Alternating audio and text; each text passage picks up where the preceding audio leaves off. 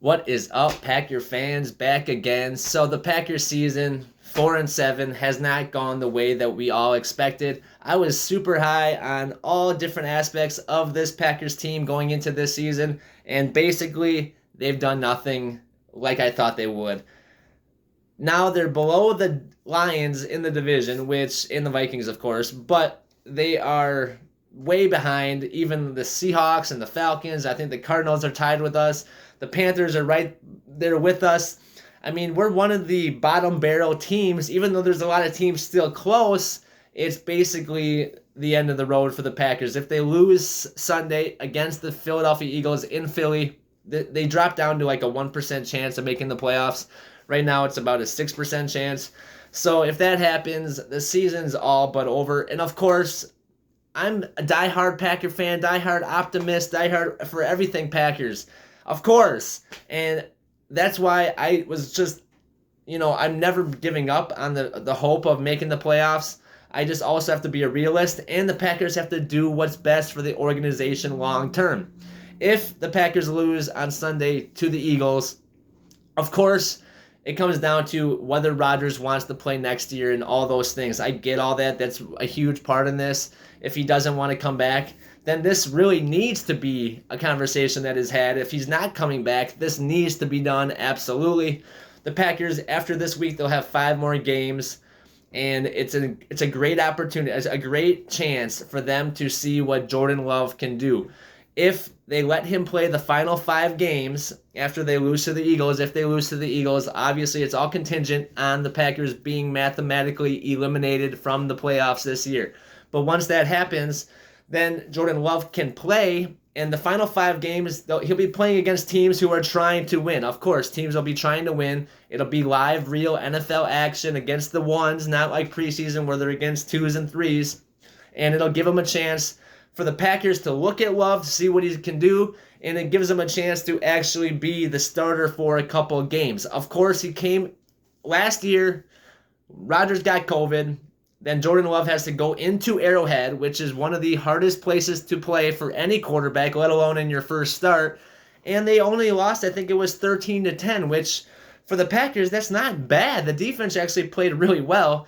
And Love, you could see he was off on some of his throws. His connection with Devontae Adams wasn't there. You could see that. But for the most part, he played okay, and they almost won. But the next action we saw Jordan Love was against Detroit, Week 18.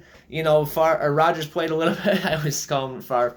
Rodgers played a little bit, and then, Bakhtiari was in there for a few snaps, but then they took everybody out. Devondre Campbell didn't even play at all on the defense. They took him out, all the starters out, and Jordan Love got to play. He did lead a scoring drive to take the lead at the end of the game, and then the Detroit Lions came back and scored on the final drive to win the game, which, whatever, but for the most part, we haven't seen enough of Jordan Love. We don't know if he can play, how he can play, any of those things. So it's very important that they use this time to let Jordan Love play some of these games, see what he can do. If he wins out and he's great and he's the next Mahomes, then now you know it. And now you can either trade Rodgers, let him walk, let him retire, or, at least just save Love one more year and let Rodgers run with it. I don't think they'd do that if they saw that Love could play really well, though. But if Love is horrible and really struggles, and you can tell that he just hasn't figured it out and he's really having a hard time, then you can cut him, you can trade him, you can do all those things, and in the meantime, he's losing you all these next games instead of having Rodgers go in there and try to win some of them, and just, I guess it would help get a little bit of a rapport with the young receivers. That would be the only reason why I would keep Rodgers in there if he wanted to come back next year for sure. But you have to ask him, and he has to say, yes, I'm coming back for sure.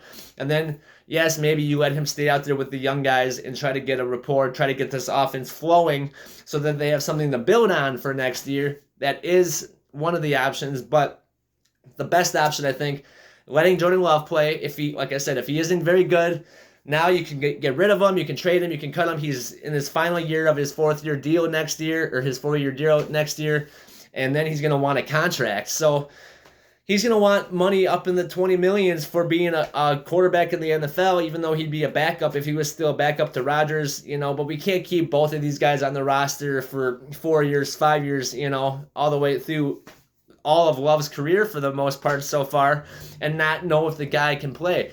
So this is a great opportunity for them to get him out there, have him, go with the ones, see if he has a rapport with Watson and Dobbs, because Dobbs should be back here probably after the bye. He might be able to come back for the Bears game, but I don't think so. I think it'll be after the bye, but these young guys heal so fast, so who knows. And so Love will have a chance to play with these guys, see what he can do, and if he is horrible, like I said, if they lose out, now the Packers are in the mix for a top 5 draft pick, and they can do what they need to do with Love, make the decision on Rodgers, maybe try to keep him, get him to stay, or if he wants to get traded, trade him, or if he wants to retire, let him retire. But now they have a top 5 draft pick.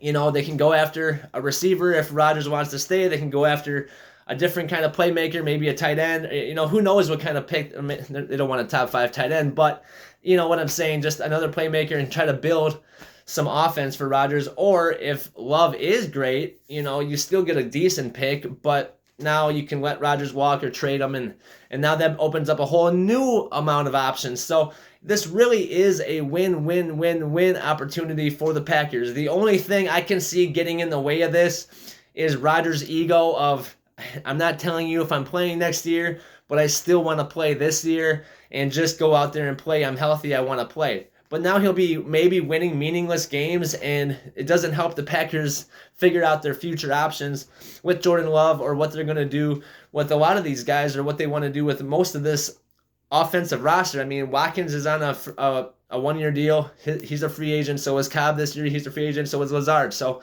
if Rodgers is staying, maybe keep some of those guys for him, his buddies. Or if he's not staying, you got to let him go and then let Love get this rapport with these young guys. It really is a huge opportunity for the Packers to kind of get a jump start on next year and on their future years, knowing what Rodgers is going to do and seeing if Love can be that guy. If he can come out there and, maybe they don't win all 5 games he plays, but you can see that he has the talent.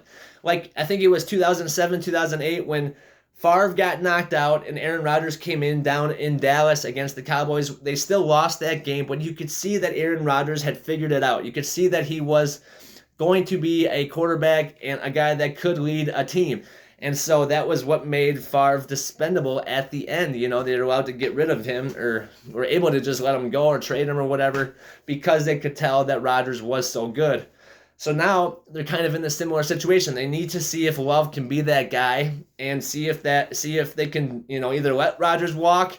He did have kind of a down year, so maybe Gutekunst was right, but he was just a few years early.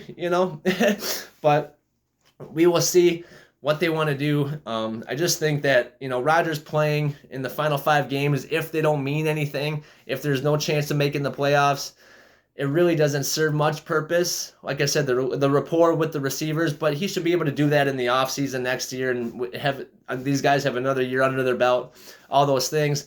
It would still be a great opportunity to get Jordan Love out there, see if he can handle running the offense, see what he has at quarterback, and see if the Packers can either keep him and move forward with him, or release him, or cut him, or trade him, or let whatever they needed to do to move on from him. But either way, it gives the Packers finally the ability to make the decision on the quarterbacks. And, if Love is horrible and Rodgers wants to retire, well, now we have a top 5 draft pick to draft one of these quarterbacks coming out of the draft next year, and it's a quarterback-dominant draft for sure. They've got a lot of good ones coming out, so this is definitely a huge opportunity for Green Bay, and I really just hope that Rodgers' ego doesn't get in the way. LaFleur, all these guys are battling for their jobs, so they want to win, so they want the best guy out there to win. But I think if the organization decided as a whole that, okay, we're not going to worry about winning after we're eliminated from the playoffs, we need to make a decision on Jordan Love. We need to see if he can play. That should be what they come together and decide. I know it's title town. I know it's all about winning, but they need to figure out their future at quarterback. Rodgers can't keep him in this lull back and forth every year, and Jordan Love can't just sit on the bench and have nobody know if he can actually play or not. If Rodgers did go down and we needed to rely on Love, I mean, who knows what we'd get. And we need to find that out, because if he is the quarterback of the future, we need to know that. So, all right, guys, thank you for watching. Don't forget to like this video and subscribe to the channel. I'll see you guys next time. Go Pack Go, and peace out.